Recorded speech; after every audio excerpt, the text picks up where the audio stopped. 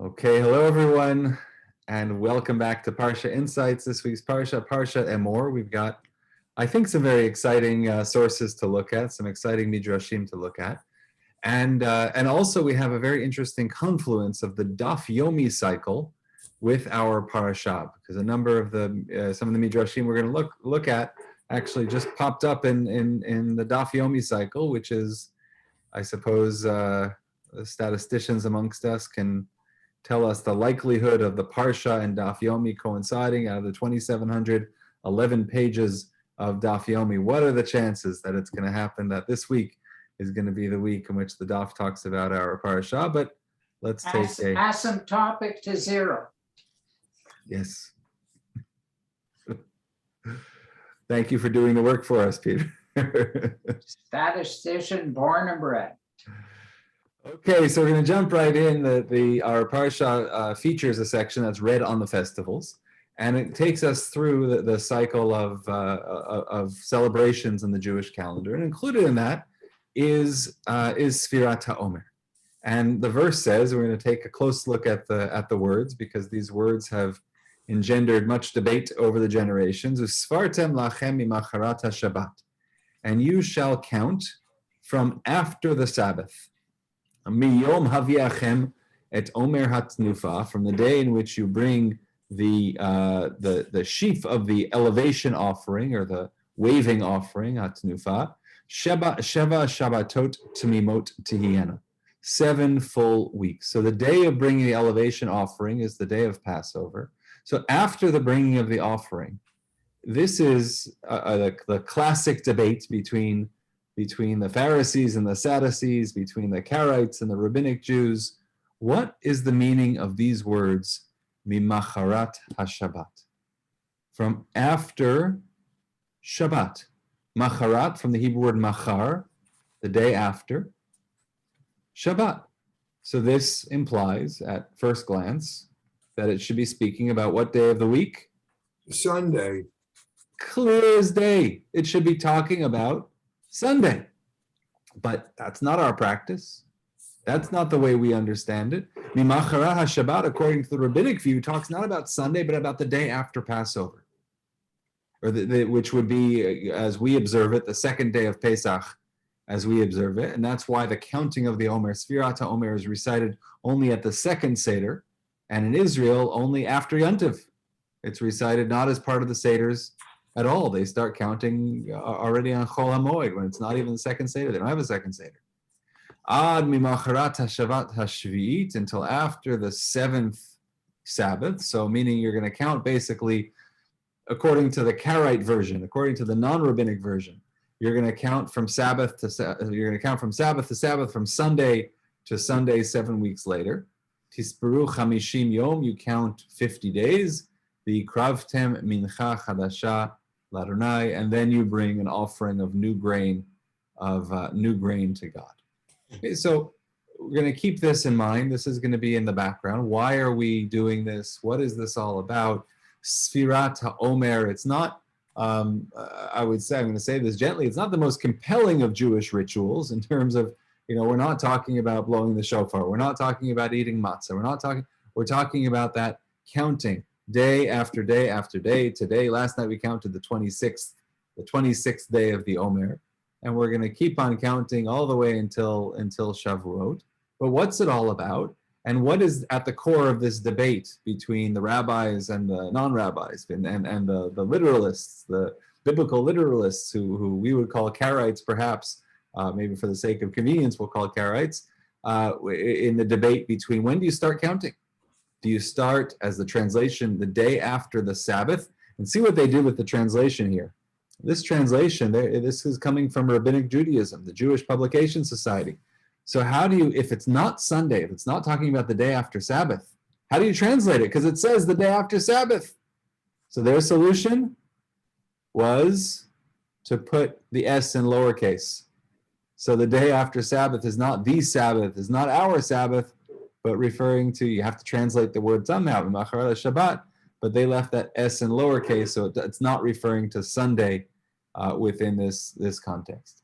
The Sefer HaChinuch notes The Sefer, just take a moment. Okay. The Sefer HaChinuch notes in explaining this mitzvah, he says, we'll read this in English because this is the essence in this mitzvah, which is very challenging to connect with, as we said. And there are some very lofty approaches to why we do this. This is a process, it's a transformation process, going from Passover to Shavuot. Shavuot is about grain. Passover is about the barley, and the offering is connected to the barley. Going from barley, which is animal feed, to grain, which is worthy of bread. Maybe there's something in the transformation of becoming from like animals to becoming like people. But look at what the Sefer HaChinuch says. In addition to this, this is the essence of Israel. Because of it, they were redeemed and went up to all the great, the mitzvah of Spherotomy, this is our essence. We were commanded to tally from the morrow of the holiday of Pesach. Okay, so that's the rabbinic way of saying it. It's the morrow of the holiday of Pesach, not Sunday, but the day after Pesach, until the day of the giving of the Torah, Shavuot, to show about ourselves the great desire we have for the honored day, which our hearts yearn for like a slave seeks shade and always tallies when will come the yearned time that he goes about to freedom. As the tally shows about a man that all of his deliverance and all of his desire is to reach that time, meaning we're looking forward. We can't wait to get there, and we're counting and counting and counting, and such is that we count the Omer, meaning such and such days have passed from the tally, and we don't tally such and such days do we have to the time, is because all of this shows us the great desire to reach the time of Shavuot. Basically, this is the greatest expression of anticipation, of eagerness. We are so excited to get to Shavuot. And by the way, this is one reason why we don't say the Shehechianu blessing on the Omer. On the Omer blessing, we don't say Shehechianu like every other ritual. You light Hanukkah candles for the first time in a year, or a year minus 8 days, right? Because you last lit the last night of last Hanukkah, and now you say Shehechianu. The first time you say the bracha of anything, any of these brachot, we say Shehechianu. Why not Sfirat HaOmer? Why does the first night, why not Sfirat HaOmer? So the Sefer HaChinuch kind of answers that question because it's about anticipation for something else. The Omer itself is not worthy of a Shehechianu, but the anticipation is worthy. Yeah, Peter. Yeah, just very quickly, if in Israel and in the diaspora, we're talking about the morrow of Pesach, then the timing between Pesach and Shavuot is the same in Israel as it is here. Yeah, correct. But if in the first citation, we're dealing with the day after Shabbos in Israel, but not in the diaspora, how do you reconcile the two? So we're talking, the differentiation here is not necessarily Israel and the diaspora, but between the Sadducees and the Pharisees, or between the Karaites and the Rabbinic Jews. I see, okay. So the Karaites are going to say, okay, let's say, so this past year is a bad example because this is, last year is the year in which it all comes together. Everyone agrees because Pesach was Friday night. The second day of first day of Pesach was Shabbat. Yeah. Second day of Pesach, which in Israel is not second day, but the day you start counting the Omer was Sunday. So everyone agrees, Rabbinic Jews and the Karaites all agree this past year that it was the Sunday after Pesach, which happens to be the day after Pesach. But what happens when Pesach is on a Wednesday night? What happens when the first day of Pesach is on a Sunday, whatever it is? Then the Karaites will wait until the next Sunday to start. And the Rabbinic Jews will start on Wednesday or whatever the day is after Pesach. So that's where we would misalign. But if they wait to the next Sunday, it won't be 49 days between Pesach and Shavuot. Their Shavuot would be delayed as well. Oh, really? Yeah. Huh. Yeah. Okay. Yeah. Fair is fair. Yeah, that's where we would differ. Okay. A little bit of Zohar. We haven't looked at the Zohar lately, but just why not? A little bit of Zohar. You have to be over 40 to study Zohar. We should do an age check. We should check everyone's ID to make sure that we're there. But the Zohar, in commenting on this verse, Usfartem lachem machar, you should count from after the Shabbat. Rabbi Abba Rabbi Chia. So Zohar, you'll notice the difference in language. Zohar is written in Aramaic, which is a cousin of Hebrew, written in Hebrew letters, but not exactly Hebrew. So Rabbi Abba Rabbi Chia Azle Ba'orcha. So these two sages were walking together in the path. Amar Rabbi Chia. So Rabbi Chia said to his friend Rabbi Abba, Ketiv, it says, that you should count from the day after the Sabbath, the verse that we just saw. Ma kamaire, what is it talking about? Why is this? What's the meaning behind it? He said, no, the group, which is basically the whole Zohar, is founded on the concept of a group of sages talking to each other. The group has already established. What do they say? Come and see. Yisrael kadhavu Mitzrayim, when Israel was in Egypt, they were in a different element. They existed on a different sphere. They were united by their impurity. When they were in Egypt, they were together, united in being impure. Just like, and the analogy he gives may not find favor with everyone, but the analogy he gives is like a woman, who is sitting in her days of impurity, meaning in the days of nida, in the days of the menstrual cycle, waiting for the purification, waiting for the mikvah. Batar di'it gazru, alu bechulka kadisha, di'ikre brit. And after they were redeemed, after they were taken out of Egypt, they went into the holy sphere or holy realm, which was called the Brit, which is called the covenant. Kevan di'itachadube. And once they became united in the covenant, pasak masavuta minayu, their impurity ceased from them. Keda'itta kataska mina dmei masavuta, just like a woman who emerges from her days of nida.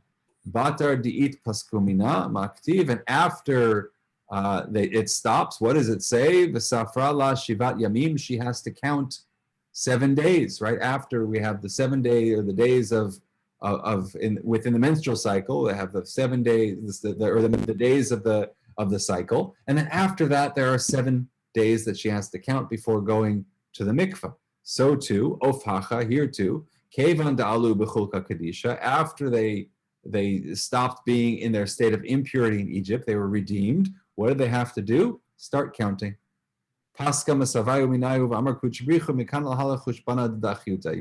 God said, from here on we're going to count for the sake of purity. These are going to be the days of purification that we're counting, similar to the way the menstrual law is structured within Jewish law, that one has the days of the period, then the days following, are called the clean days, before going to the mikvah. So too Israel had this experience, and now the days that we start counting are not days of impurity, but rather days of purification. So the Zohar frames the Spherotomy in a very different way, a way that models, the human biology or the female biology, in the sense of things that require purification require counting as well towards that moment of purification, and that's Israel going from being redeemed to standing at Mount Sinai and celebrating the Torah. We needed to count these days. That's the Zohar. So do you have to have an extra week when based on the Zohar? Do you have to have an extra week before starting counting the Sphera based on this type of hypothesis? Well, I think that the hypothesis would say that it wasn't the extra week; it was that they had the 210 years of impurity in Egypt, and now suddenly they're pure. And that, the 210 years would model that the stage of impurity. Now, I don't know that, with these analogies, you can take them as deep as you want or leave them where you want. We can start the analogy at the moment of purification, or we could wonder what the analogy says about Egypt and what the analogy is saying about the laws of Nida and so on. But I think the point is really about comparing. Why are we counting? We're counting. Where do we see counting? Where did this come from? Where did this idea come from before? How did we, haven't we seen this somewhere else? Yeah, we've seen this somewhere else. We've seen the idea of counting within marital law. So let's connect the two. Maybe there's something to that. That's the Zohar. Okay, next source. The next source, okay, this is the Yakov, Rabbi Yakov ibn Habib, who takes a number of the Agadic sections of the Torah, reframes, or of the Talmud, reframes them, and he says, Hayu baitusim. So the baitusim was another way of saying the Sadducees. The Sadducees, those who oppose the Pharisees, who oppose what we know as Rabbinic Judaism during the Temple period. So these opponents said, Atzeret achar Shabbat. This is what we've been talking about. They say Atzeret should be after Shabbat, should be on Sunday.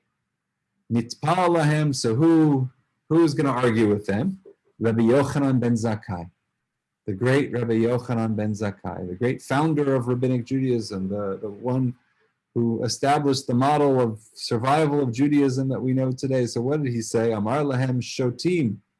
He said to them, you fools, minayin lachem. Where do you get this from?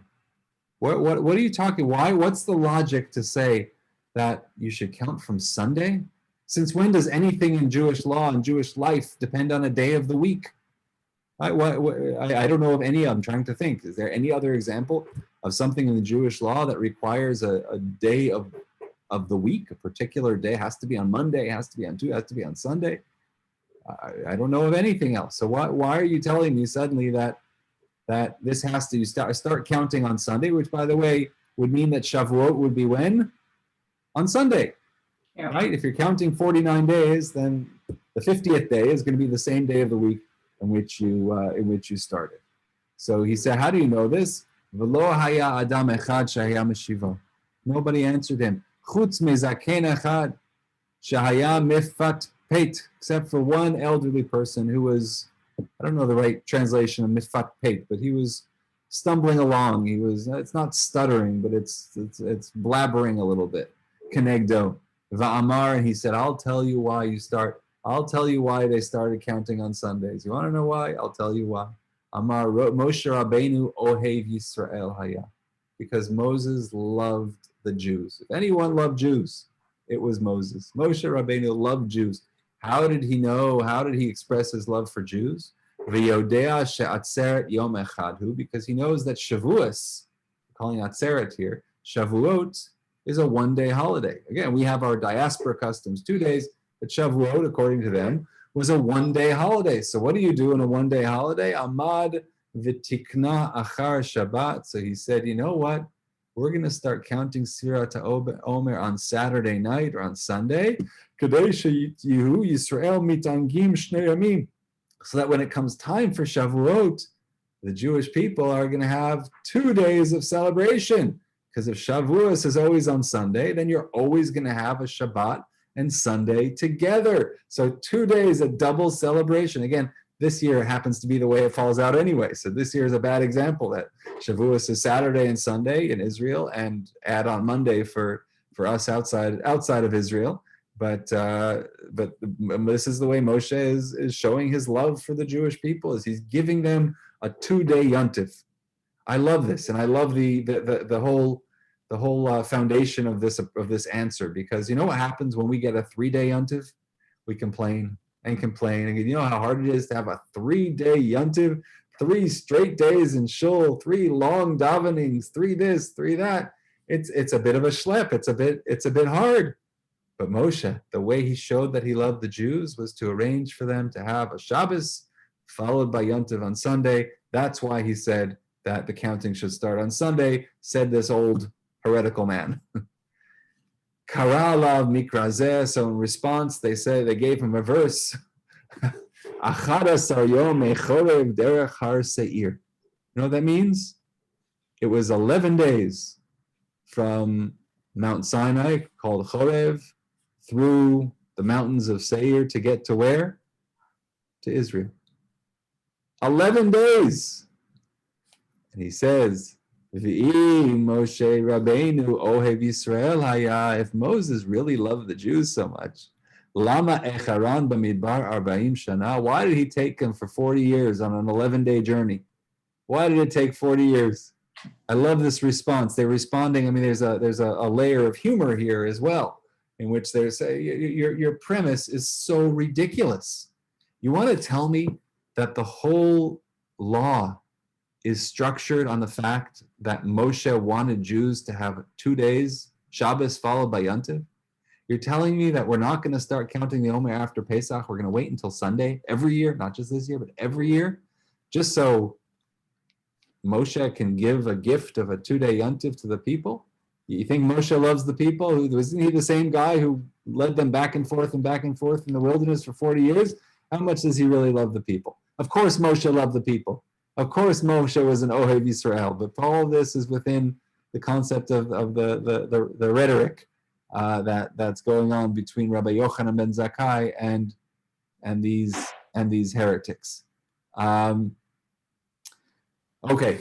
Okay, we'll close with that, because then it gets a little bit technical, because it's saying, you know what, we have our way of proving that Shavuos and that the counting of the Omer can happen any day of the week because of a repetition of a certain law. One refers to when Shavuos happens on Shabbat, when Pesach happens on Shabbos. Another refers to when Pesach happens in the middle of the week, but we won't get into that. I wanted to show the essence of how the rabbis are trying to see the approach of the other. What's the logic in saying Mimacharat HaShabbat means Sunday? I'm saying there's no logic, there's no inherent textual logic. It's just Moshe liked Jews, so he wanted to give them the gift of Shavuos on Sunday. Okay. Any questions or comments, observations on this fascinating source? Okay. This was the first time I had encountered this source. In preparing for this moment, I was taken aback by the I guess profound humor in the give and take between the Baitusi and Rabbi Yochanan ben Zakkai, who is just doing away with that, just flicking away that elder person's arguments. When is this source from? What century approximately? Oh, the Ein Yakov was recent. He is recapitulating an ancient source. I believe he is 19th century, the Ein Yakov, but it's in his comment on Menachot. So I'd have to check to see if it's an older source. I don't know, but most of his sources will go back much earlier. Thank you. Okay, this is where we are in Daf Yomi around. Those of us who are a few days behind, this is exactly where we are. Daf Yomi is not on page 60. I think today is 66 or 67. I'm still on 62, and it was a fortuitous occurrence that being a few days behind, encountered this in preparing for this day. And this is what happens. This is the period of Sfirat HaOmer, and this is what's associated with Sfirat HaOmer. They said, by way of example, that Rabbi Akiva had 12,000 pairs of students in an area of land that stretched from Givat to Antipatris in Judea, meaning from one border to another. And they all died in one period of time because they did not treat each other with respect. Okay, note, it doesn't say, it'll say in a moment, from Pesach until Atzer, it'll say later in the text, but it's referred that they all died in Hebrew, and there's a little bit of a double entendre happening here. The Chulan Metu, they all died, and the Hebrew, one period of time is referred to as one perek. What does a perek mean? Chapter. It's a chapter also. They all died in one chapter. Yeah. One period of time, but there is something scholarly and textual about that word. They all died. Maybe it's alluding to the fact they died for the same reason. They died engaged in the same subject, basically. And what was that? Mipnei shelo nahagu kavod zelazeh, because they did not give each other kavod. They did not give each other honor. V'haya ha'olam shamem, the world was desolate of Torah until Rabbi Akiva came to our rabbis in the south and taught his Torah to them. And who were they? They were Rabbi Meir, Rabbi Yehuda, Rabbi Yossi, Rabbi Shimon, Rabbi Elazar ben Shamua. And these are the very ones who upheld Torah at that time. The translation continues. It is taught that all of them died in the period between Passover and Shavuot. Rav Chama bar Abba said all died a bad death. What is it that was called a bad death? Rabbi Nachman says diphtheria. askra, something that would cause them to choke. Very cruel. That's considered, and when the Talmud lists the ways of the possible ways of expiring, this one is listed as the most severe. Tractate Brachot, this one is listed as most severe. So that's a part of the Spherotomy, is the association with the students of Rabbi Akiva, and the reason giving is because they didn't treat each other with respect. And we're going to see another source that's going to give a slightly different approach to that. Yeah, Peter. I have two quick questions. One is, what could have caused a rather comprehensive death, kind of similar to what's happening with COVID in Judea and not in the land immediately adjacent? And as most of us know, we're not talking about a big territory. And the second question is, how could there have been a desolate understanding of Torah in the north, but not in the south? That's two great questions to which I have zero good answers. The first question of, and I'm happy if anyone else has a suggestion or has insight into this. I don't, the first question, I don't know. I don't know what was happening in Judea at the time. I don't know the particular studies of viral diseases or what might have been happening, or plagues of that time. But I'm sure there is somebody out there who knows and who has studied this, but I don't have that information. I wish I did, and if anybody could do some research or find out, we would love to see that. As to why they were in the South, I know there is a good reason to that, but I don't have it at my fingertips right now. I'm sorry, but I apologize for that. Okay, no problem. Rabbi, can I just, don't they get any credit for being Torah scholars? How come, 12,000 of them died? Yeah, so that's don't they get? So what many of the that's the question of the commentators is saying, wait, well, what do you mean?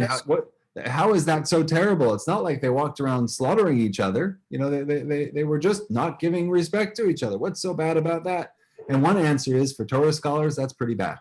For Torah scholars to be a Torah scholar and not give honor to another, that's not being a Torah scholar. That undermines the entire scholarship. If you're not treating each other properly, that undermines everything. I understand that the sons of Aaron, Nadav, and forget his other name, Avihu, because they went into the Mishkan when they weren't supposed to. So that's a reason for a death, because of the actual holy of holiest. But this is just because they don't respect each other, and so many people dying. That's a big question. That is a big question. So we're going to look at one more source, and this will either further this question, deepen it, or perhaps partially resolve it, because it's going to give a slightly different approach to why they died. Slightly different. So this from Kohelet Rabbah also appears in Tractate Yevamot, also appears in the Talmud in slightly different form, but it's all based on the verse in Ecclesiastes and Kohelet, Baboker zrat zarecha, sow your seed in the morning, v'le'erev al tanach yadecha, and don't hold back your hand in the evening. Ki eincha yodea ezeh yichshar hazeh ozeh. You don't know which is going to succeed, one, this or that, v'im shneim ke'achad tovim, or if both are equally good. So what are we referring to? The question that the Midrash is going to say, okay, sow your seed in the morning and don't hold back your hand in the evening. What are we talking about here? What is this? Obviously, at first glance, this is an agricultural law or agricultural advice, but really, what's going on? So the Midrash says, okay, here are a few different pairs of rabbis who are offering opinions. One is Rabbi Elazar, Rabbi Yoshua. So Rabbi Elazar says, it's talking about different seasons, the beginning of the planting season or the end of the planting season. Meaning, just because you planted early in the season doesn't mean you shouldn't plant later in the season. So he's taking it very literally. Because you don't know which one is going to actually grow. Okay, perfect.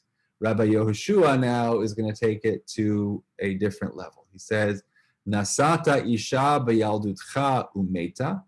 If you married a woman, this is addressed to men, if you married a woman in your youth and she passed away, tisa beziknutcha. Get married again in your old age. Hayu lecha banim b'yaldutcha. If you had children when you were young, yu lecha banim beziknutcha. Have children when you're old too. Shene'amar, as the verse says, sow your seed in the morning and don't hold back your hand in the evening. The idiom of sowing seed, it's relevant in Hebrew or just as it is in English. So he is taking this and saying seed means seed. Seed means one's procreative seed, and therefore it's talking about marriage and it's talking about being a parent, being a father specifically. Okay, so that's the first two approaches. Not relevant to our conversation, perhaps, but that's just wanted to bring the Midrash in fuller context. Now we have two more rabbis, Rabbi Ishmael and Rabbi Akiva, who are going to offer two different, and we're going to get a little bit further. Each one's going to take us a little bit further away from the core meaning of the verse, which is talking about planting and harvesting. So Rabbi Ishmael, Rabbi Akiva. So Rabbi Ishmael says, if you learn Torah while you're young, you should learn also while you're old. Because you don't know which Torah is going to last for you, which Torah is going to sustain you, which Torah is going to be sustained by you. If the one you studied while you're young or the one you studied while you're old, or if both are going to be good for you, meaning just because you learned a lot when you were young, just because you went to yeshiva, just because you had a good primary school education, just because you had a good secondary education, just because you had a good university education, doesn't mean you should stop learning in life, because you don't know which scholarship is going to be the one that really comes to define you. But don't rely just on what you learned when you were young. Continuing education, a beautiful message. Rabbi Akiva Omer, 12 alafim talmidim hayuli. So now this is in the voice of Rabbi Akiva. I had 12,000 pairs of students. Migvat ad Antipras, and for Antipras, from these two places, the two sides of the border. Bechulan metu b'chayai, they all died in my life. Bein Pesach la'atzeret, uvasof hamidu li shiva. And the end, I had 7. Ve'elu hein, and these were them: Rabbi Yehuda, Nechemia, Rabbi Meir, Rabbi Yosef, Shem ben Yochai, Rabbi Elazar, Ben Osho, Rabbi Yosef Glili, Rabbi Yochanan HaSandler. So different numbers, different names, different whatever, but either way, the essence is the same. Amar lahem harishonim lo metu. He said to them, so Rabbi Akiva said further, the first ones died. They're,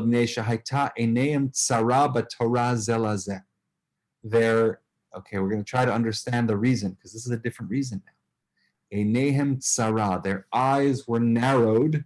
It's referring to perhaps that they were stingy, or they were not sharing. I guess that would be in Torah with each other. Atem lo tiyuchen. He said to his second set of students, the first 12,000 pairs died because they didn't share with each other. Atem lo tiyuchen, but you should not be like this. Miyad amdu milu kol Eretz Yisrael Torah, and they stood up, those students, and they filled the entire land of Israel with Torah. So look at what I'm bringing the comment of the Eitz Yosef, who explains this midrash, the commentary on the midrash, and the Eitz Yosef says, why are we emphasizing between Pesach and Atzeret? Why is that relevant? Why? Who cares when they died? Why does that matter? It says, Lahorot shemetu bahashgacha, to show that their death was not happenstance, to show that their death was by divine ordination. Kihu hazman memutza lebriut, because between Pesach and Atzeret is a time usually that's conducive to briut, to health, v'karov lerefuah, and to healing. It's close to healing this time, kedamrin b'Shabbat, because there's a statement in Tractate Shabbat that says, Kol shaykyani tava ben divcha la'atzerta. It says that every remedy They were talking about mixing all these healing remedies that they would have in Talmudic times. And they said some work in this season, some work in that season. But you know what? They all work between Pesach and Atzeret. It's a time between Pesach and Shavuot. It's a time that's conducive to healing. And so why are we emphasizing that the students, the Eitz Yosef points out, why are we emphasizing that these students died in this time? Because it shows that they died on purpose.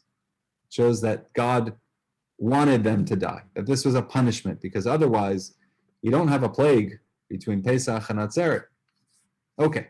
And then he points out on this reason given for their death, that their eyes were narrowed towards each other. They weren't sharing towards each other. He says, Klomar, as if to say, Shahayu sonim zelazeh, that they hated each other. Velo hayu rotzim leheanot zelazeh balimud. They didn't want to bring pleasure to each other with their studies, with their teachings.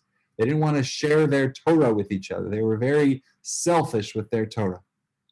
And then he points out that in the tractate Yevamot, it gives a different reason, which we saw above, that they didn't give honor to each other. So I think this reason that the Midrash gives, the second reason, as he says, Shahayu sonim zelazeh, that they hated each other, is very different than the reason of not giving honor to each other. Not giving honor is kind of withholding a good, withholding a benefit. Sonim zelazeh, that they would hate each other, that's something more active and purposeful and deliberate, and perhaps that's more worthy of a punishment. I don't know that it's hard to justify capital punishment in any event in these scenarios when it doesn't rise to our contemporary levels of what deserves the death penalty and what doesn't. So we have to suspend those conversations for a moment, because we're not in a modern court of law, but we're talking about divine retribution, saying what was worthy, what is this time, what is the time of Spherotomy meant to teach us? It's meant to teach us about respect. It's meant to teach us about sharing Torah, about how Torah grows from 7 people, from 7 students. You can suddenly have an entire country, an entire land filled with Torah, all of that because they had the right approach to sharing, because Rabbi Akiva learned from his mistakes. He learned from what his students did wrong and was given the opportunity to rectify it. And that's why we have Judaism today, was because he was able to learn from his mistakes, and the chain of tradition was somehow continued. So any questions or comments before we close up? Fantastic. I was just going to say, I felt, whatever you're going to do in the morning should not be different than what you're doing in the afternoon. Your own behavior should be, if you're nice in the morning, you should also, that was what it meant to me. I don't, how you said something about how it's to the Midrash about sowing your seeds in the morning and also at night. I don't really see how that, I can't see, I understand that his students, he was given a second chance again, but I don't really see how it kind of like fits together with what happened to the students, sowing the seeds in the morning, sowing the seeds in the afternoon. Yeah, absolutely. So I think one of the lessons was that he was consistent. He taught throughout his life. He taught in his early years. He taught in his later years. It's only because he gave it a second shot and gave it the second win that he was able to succeed, because you don't know whether the early students or the later students are going to are going to be the ones that succeed. I think the fascinating part of it, we're assuming that the morning and the evening with all these interpretations are referring to the morning and the evening of life. And what it's saying, and I think your point of you should be the same in the morning and the afternoon and the evening, you should have the same values, but you're not the same person. And I think that's part of it's addressing that challenge a little bit, that at a person at 20 is not the same human being that they are at 60 or at 80 or at whatever it is. It's just it's a different person. So you have different challenges. And I think it's talking about the sense of consistency throughout life and aspiring for that consistency.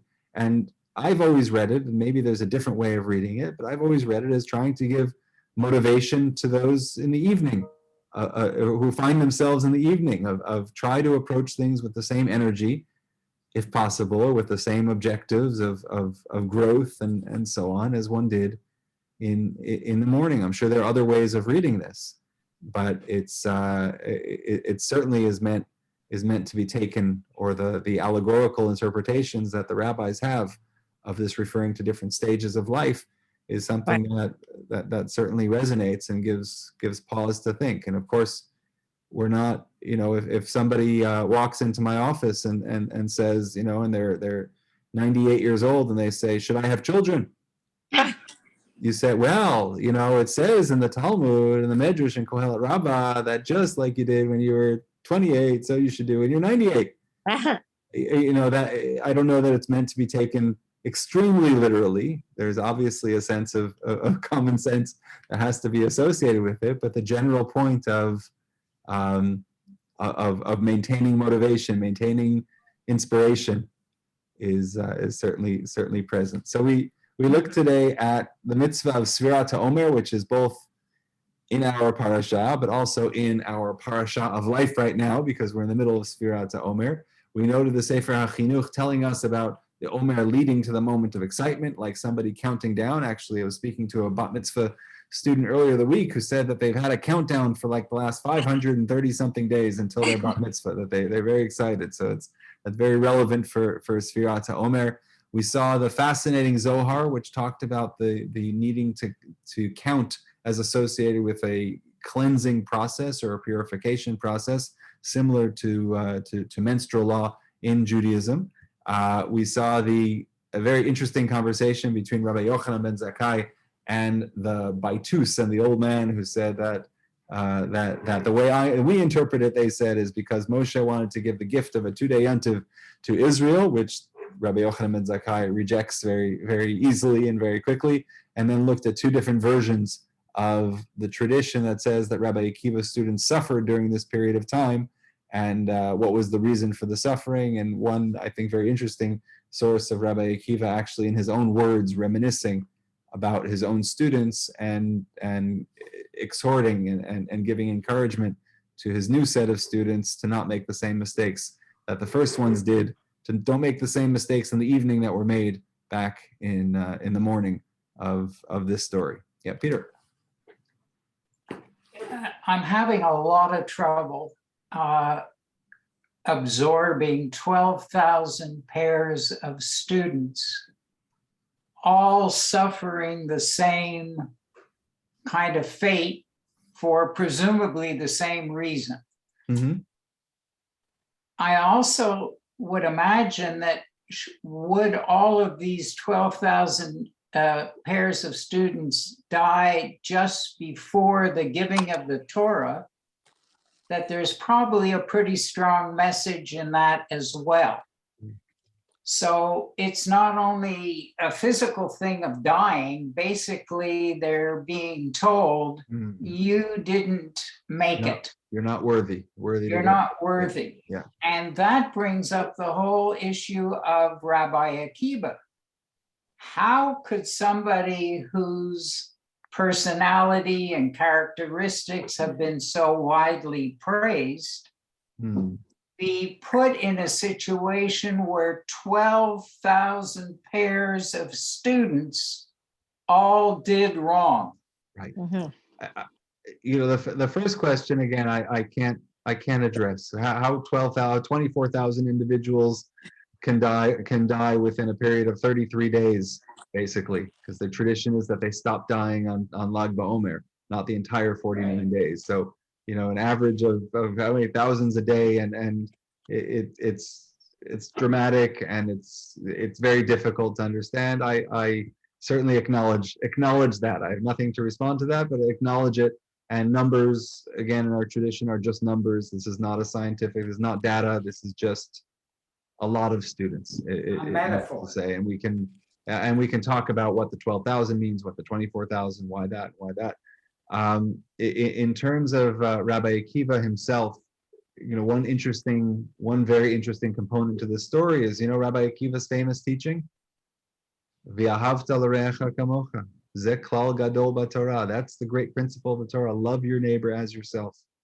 So how can the rabbi who taught love your neighbor as yourself? So you could say that teaching happened later in his career. That was the result of a lesson that was very That was very difficult to learn, but he learned it. And now he's saying, love your neighbor as yourself. Or you could imagine him as the teacher to whom the students are not listening. And he is the sage who's standing there and saying, love your neighbor. And they're saying, no way. And they're punished. And then he gets to say, I was right. Love your neighbor as yourself, or else this will happen. But there's a lot of other deeper components to this. And by the way, one interesting application in the Talmud of Rabbi Akiva's teaching of love your neighbor as yourself. In Hebrew, it says, like, what's the practical? What does that mean? In the Hebrew, bror lo mita yafa, choose a good death. It's applied in the context of somebody who is deserving of capital punishment for two different crimes. And you have to choose which way to kill them, with stoning or with this or with that. They say you have to do it in the easiest way. And that's where it gives the list of death penalties ranked from easiest to most severe. And you have to choose the one that's easiest, the one for the easier crime, because that's just the humane thing to do. If one's looking for humane things to do in applying the death penalty, that is a humane thing to do in that context. So fascinating that Rabbi Akiva's teachings are being applied as his students suffered very horrific deaths, and suddenly he is the teacher who kind of stands at opposition to his students' experience, or stands differentiated from the students' experience. They did not adhere to V'ahavta l'reacha kamocha, and they suffered a terrible death. And he is the one who is saying, love your neighbor as yourself. And by the way, one way of applying that is within the context of the death penalty, and maybe that's in response to what he saw from his students. Okay, we're a few minutes over. I want to thank everyone for being here. Wonderful to see you, and wish you all a Shabbat Shalom. We'll see you next week. Same channel, same time. Shabbat shalom. Take care. And Shabbat thanks, Shalom. Have a good Thank have a you, good Rabbi. night. Shabbat Shalom. Thank you. Bye.